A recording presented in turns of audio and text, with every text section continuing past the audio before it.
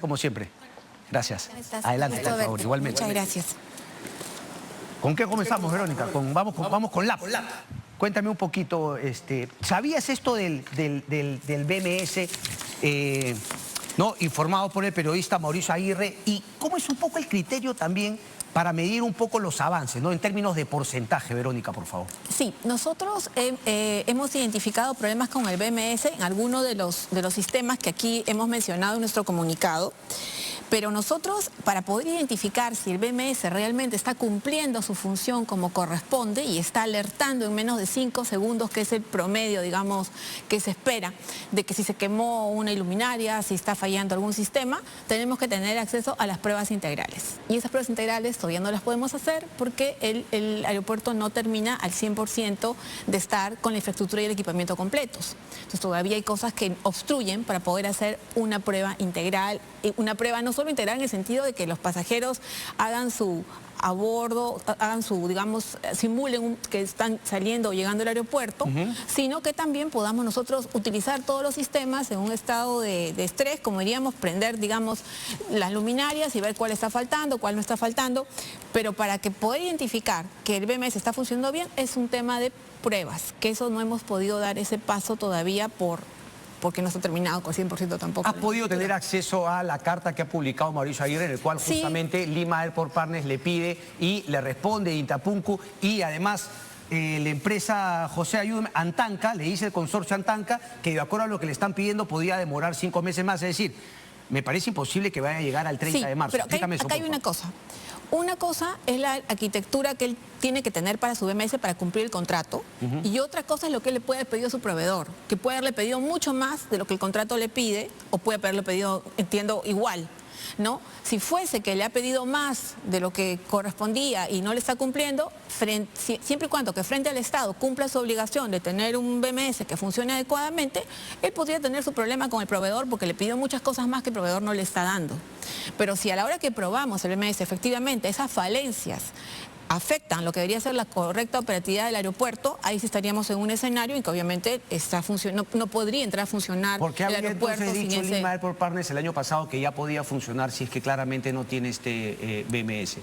Es que ya no puedo decir por qué hace ellos algo que yo no estoy dentro de ellos, pero lo que puedo decirte es que podría ser que le pidieron más a su proveedor de lo que realmente necesitan. De que se le pidieron más, ¿no? Porque eso finalmente no lo sabemos. Podría ser que justamente le están exigiendo únicamente lo que el contrato dice. Exacto. Pero ellos anunciaron que podían empezar antes. A la luz de los hechos, queda claro que no podían hacer y que mintieron. El 18 fue la fecha que ellos unilateralmente indicaron, ¿no? Y el 18, ¿Qué fecha decía el contrato, perdón, Verónica? La fecha era el enero, el 29 de enero. Ok. ¿No? O sea, eso fue después de las adendas que huvieron, quedamos 29 de enero. Ok. Sí, pero ellos pidieron que querían antes, 18 de diciembre. Pero luego pasaron cosas y dijeron, no, ya, vamos al 29 de enero. ¿Pero no es mala fe haber dicho eso sin tener el BMS instalado, Verónica? Es que no puedo saber ahorita yo si el BMS realmente... El BMS está instalado, lo que pasa es que yo no sé si da el grado de respuesta que necesitamos, que eso lo vamos a ver en las pruebas, ¿no? O sea, nosotros hemos hecho unas pruebas ahorita el 28 de febrero, porque el 28 de febrero, decía el acta, era el día del corte. Ese día del corte ellos iban a conversar entre MTC y concesionario para ver cómo va el avance. Ese día hemos ido a hacer una prueba integral y de esa prueba ha arrojado todo esto. Que ese 0.6 que tú mencionas está vinculado a lo que es infraestructura y equipamiento. No está tampoco el tema de las pruebas, porque para que hayan pruebas tiene que estar toda la infraestructura y todo el equipamiento ya al 100%. O sea, podemos seguir haciendo pruebas por partes, pero no vamos a hacer la prueba del aeropuerto en el escenario que deberíamos tener, simulando una operación real del primer día que esto entre a funcionar. Pero yo quiero... O sea, pensando justamente en la labor que cumple Ocitran, para efectos contractuales que tú digas 99.4, quiere decir que falta el 0,6. Sí. Si ese 0,6 estaría cumplido, ellos ya podrían empezar a pedir una cierta indemnización. Si llegaran al 100%. Tendríamos que hacer las pruebas, pues. Eso es lo que nos está faltando. O sea, cuando llegue al 100% tendrás que hacer pruebas. Claro, porque nosotros hemos hecho las pruebas del fabricante, ¿no? Llega un equipamiento los probamos, está bien. Llega otro equipamiento, lo probamos, está bien. Y ahora vamos a simular una llegada, una partida que, digamos, de pasajeros, correcto, se hace.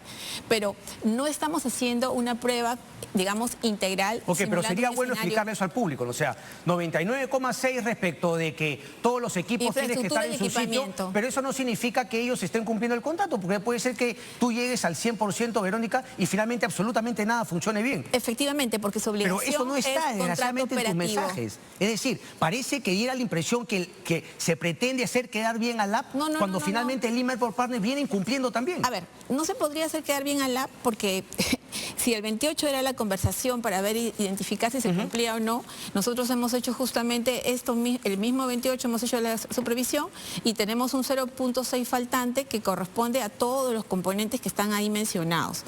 Y luego tenemos falta de pruebas, una serie, digamos, de elementos. Pero además, las pruebas integrales, hemos dicho en el siguiente párrafo, requieren que se realicen en un ambiente que replique condiciones similares al primer día de operación. O sea, estamos en un escenario en que lamentablemente no podemos decir que el concesionario ha cumplido con lo que debía, de tener todo instalado y poder darnos, como en algún momento se conversó con las empresas aéreas, un mes de pruebas, ¿no? Han sacado efectivamente un comunicado indicando qué días van a hacer las pruebas, hay pruebas integrales, hay algunas pruebas que no lo son, pero esas pruebas se van a llevar, pero en un ambiente que no es el que nosotros esperábamos para poder realmente simular cómo va a ser ese primer día de operación en LAP. ¿Cuándo han vuelto a quedar para que ustedes finalmente puedan dar el visto bueno? Porque nuevamente lo quiero poner en términos contractuales respecto de que LAP pueda pedir algún tipo de reparación. Solamente te hago una pregunta. ¿Ustedes ya podrían también sancionar a LAP por no cumplir el contrato en tiempos? Nosotros podríamos sancionar el día de la entrega, que es el 30 de marzo. Pero si el 30 de marzo ha cambiado, finalmente. O sea, es decir, ustedes no, se ciñen... el 30 de marzo es... pero el primero es el 29 de enero. Ustedes se ciñen al acuerdo que hacen las dos partes. Claro, claro. O sea, las partes han acordado en un acta que digamos, nos han pasado a nosotros, además ese mismo día, el 30 de enero, nos pasan a nosotros un oficio diciéndonos, miren, nosotros hemos identificado que acá se aplica una cláusula, que es la cláusula de licencias. Correcto. No dice nada de estos temas. Y por tanto, como no han conseguido las licencias y permisos, entonces seguimos postergando el plazo hasta el 30 de marzo. Correcto. Entonces, si nosotros teníamos ya todo nuestro informe ahí y veíamos que podíamos sancionar, en ese caso no se puede sancionar. Ok, no se puede sancionar porque... Y el 30 de marzo tiene que estar operativo. Claro, pero finalmente el MTC también se lo va a dar, porque el MTC, si es que finalmente diese esa fecha para que el LAP empiece también a poder ser sancionado, el MTC también tendría que admitir que ellos no han cumplido. ¿Hay algún tipo de sanción del MTC por no cumplir finalmente su parte del acuerdo con, por ejemplo, el tema de los accesos? Porque hay un oficio de Ocitran, si no me equivoco, en el cual justamente habla de todos los problemas que va a traer esos puentes modulares en Santa Rosa. Entonces, por ejemplo, ¿esto también sería posible sancionar al MTC? Ustedes no regulan. Nosotros no sancionamos nunca al concedente, porque nosotros somos supervisores del concedente. Okay. Lo que no quiere decir que estemos ciegos y si mostremos nuestra preocupación, porque obviamente para al ciudadano común y corriente... ¿A quién le pediría entonces, perdón Verónica, una sanción o algún tipo de reparación de parte del Estado a el Lima Airport Partners porque el MTC no ha cumplido? Por ejemplo, ellos hacen la inversión de su aeropuerto, pero no va a poder acceder la gente como ellos pretenderían y eso va a limitar, sacarle el máximo provecho a la inversión que han hecho de acuerdo al contrato. Bueno, es que según la última acta, ellos ya no van a reclamar eso. Según la última acta que firmaron justamente el 29 de enero, ellos señalan, ¿no?, que ya no van a reclamar por ese incumplimiento del MTC. Ok. Claro que si eso se sigue prorrogando en el tiempo, porque sí dice, ¿no?, que ahora el MTC tiene que cumplir en entregar eso en 4 años. Y si no lo hace, creo que es en enero del 29, ahí sí la podría reclamar, pero entendería que en enero del 29 ya van a estar esos puentes, ¿no? Por eso es que le mandan justamente la carta a la presidencia del Consejo Judicial y dice, pónganse las pilas finalmente porque esto, aquí, la carta es contundente. Estas condiciones que justamente hace el supervisor Cecil Ineco generan una relación volumen-capacidad crítica que anticipa niveles de servicio deficientes, con alta probabilidad de congestión vehicular sostenida en los años 25, 26, 27 y un riesgo latente de colapso en 2028. ¿Había alguna respuesta de parte del Ejecutivo? No. Bueno, no ejecutivo, es MTC, ¿no? Es concedente. Y también estamos en espera de una pregunta que hicimos en julio, que justamente es el tema del ingreso peatonal, porque nosotros tenemos consejos de usuarios en Ocitran, y el consejo de usuarios estuvo muy preocupado por ese tema y tenían toda la razón, y nosotros también presentamos en julio del año pasado un pedido para que nos explicaran cómo era el tema del acceso peatonal, porque efectivamente al haber fracasado el modelo original y tener estos puentes, digamos, provisionales, no hay acceso peatonal, ¿no? Entonces es un tema. Por más que sí tengamos a ATU, veo que se está preocupando con tener las líneas que ingresen y todo, claro, quien vive muy cerca y podría ir caminando no lo va a poder hacer. Claro, es mínimo, pero es el hecho de no poder entrar y salir peatonalmente, ¿no?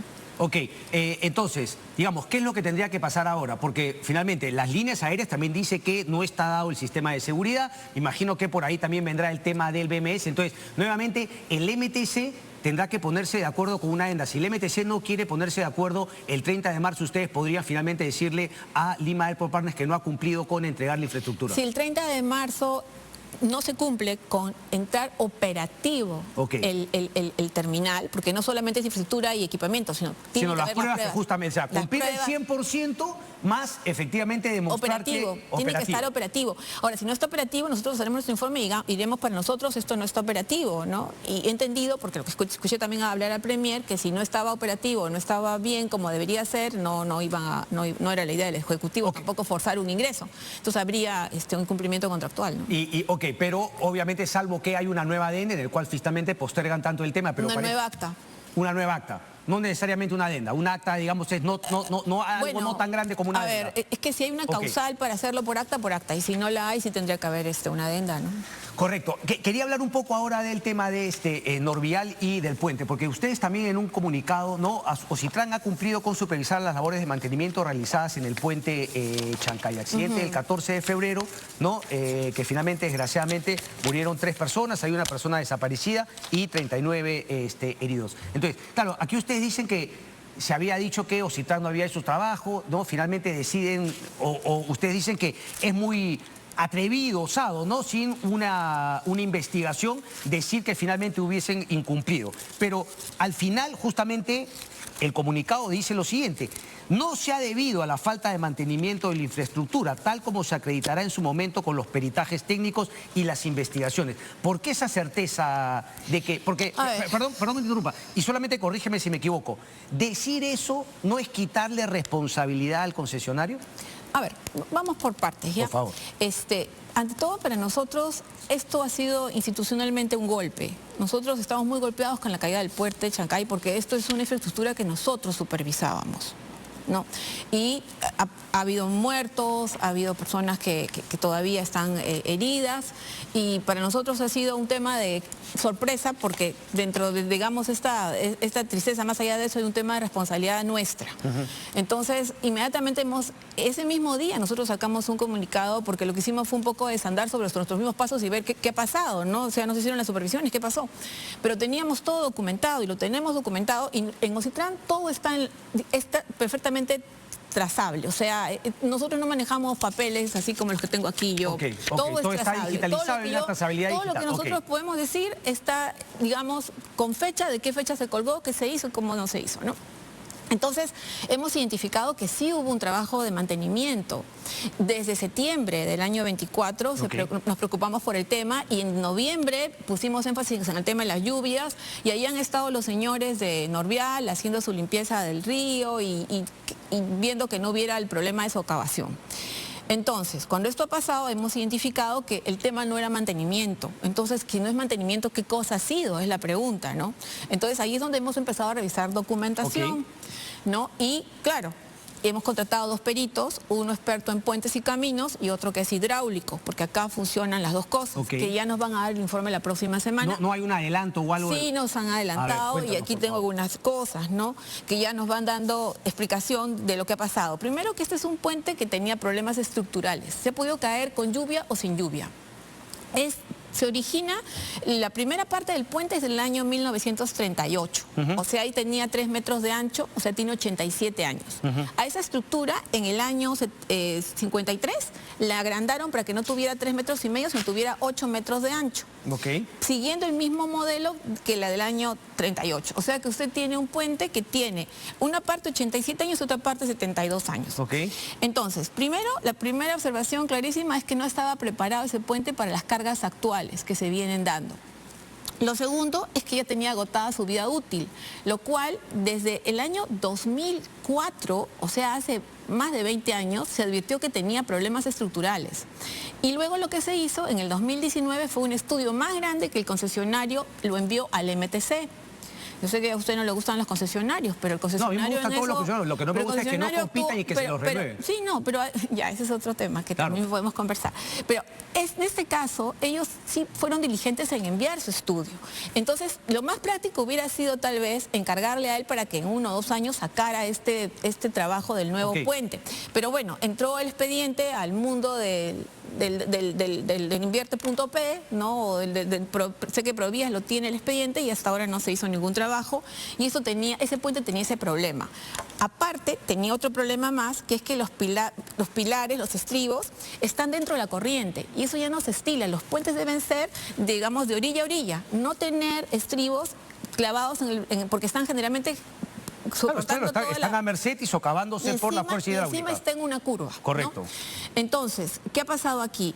Han habido muchos temas que a nosotros como supervisores no nos han permitido darnos cuenta de eso porque ha habido mucho recapeo. O sea, ha habido mucho, el concesionario, como ha estado esperando que esto se solucione, ha estado haciendo trabajos, como decir, de mantenimiento, que por ejemplo, el recapeo ha podido tapar alguno de los, digamos, de las fallas que este puente tenía. Otro problema para nosotros es que nosotros esta obra no la hemos supervisado y no hay una memoria de cómo se construyó ese puente, pero ahora revisando con los peritos vemos todo eso que yo le estoy comentando. Incluso que las uniones no tenían el fierro que debían tener, en fin.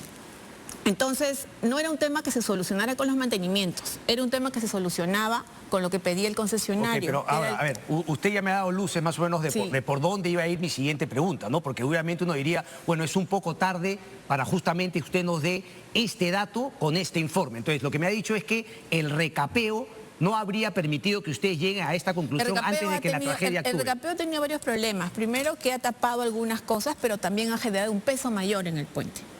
Generar una carga muerta. Ok, ¿no? Déjame hacer una pregunta directa. ¿De quién es responsabilidad de que no hayamos tenido ese diagnóstico antes de que mueran 3 personas? Bueno, el diagnóstico ya estaba, el concesionario lo había hecho y se lo había trasladado al MTC. No, el diagnóstico no decía lo que usted me acaba de decir. Claro, digamos... El diagnóstico no me decía que era vida útil y que se podía en cualquier momento y que no iba a ser el agua quien lo bote. Perdón. En el 2019 ya se había llegado a la conclusión de que la vida útil se había agotado. Y eso es lo que le dice el concesionario al MTC, que ya no tenía vida útil. Eso en ninguna parte está en su comunicado. Que estaría por llegar a la vida útil, pero no que su vida útil había acabado. Eso sería un escándalo nacional. No, pero perdón. A ver, lo que dice el comunicado... Yo le puedo pasar el documento de Norvial, no tengo ningún problema. En el 2019 lo hacen el estudio, en el 2020 lo terminan. Dice, en opinión del concesionario, este puente se encontraba en el límite de su periodo de vida y con elementos que incumplían la normatividad vigente. Sé que hay muchos puentes que incumplen la normatividad vigente. Obviamente había que corregirlo. 6 de mayo del 2021 solicitó al Ministerio de Transportes y Comunicaciones su reemplazo en el más breve plazo. El puente Chancay en apariencia. Una cosa es decir eso y otra cosa es decir que por ahí yo no voy a permitir el pase de ningún carro porque yo no voy a cargar con la responsabilidad de muertos de las personas. Esa labor sería de Norvial y de Ocitrán. A ver, nosotros no tenemos capacidad. Nosotros tenemos una lista de puentes que mandamos todo el tiempo al ministerio. Cada vez que hay un cambio de ministro, pedimos cita y hablamos de puentes y de vías que no tienen seguridad. Porque este puente no es el único. Yo podría mencionarle otros puentes que tienen problemas y sobre los cuales mandamos oficios y se los puedo hacer llegar permanentemente. Nuestra función es avisar al concedente. O sea, ahora, también es una autocrítica, de repente nos hemos acostumbrado a que el concedente muchas veces reciba sus oficios y no actúe. Entonces tal vez de repente... ¿Y esos comunicados eran públicos todos? No son públicos, pero están por escrito, entran a la mesa de partes. ¿Quién se enteró de que eso finalmente tenía que ser cambiado? ¿Ustedes y el concedente? Es que se entera quien tiene que tomar la acción, que es en ese caso el concedente. Bueno, queda claro que no tomaron...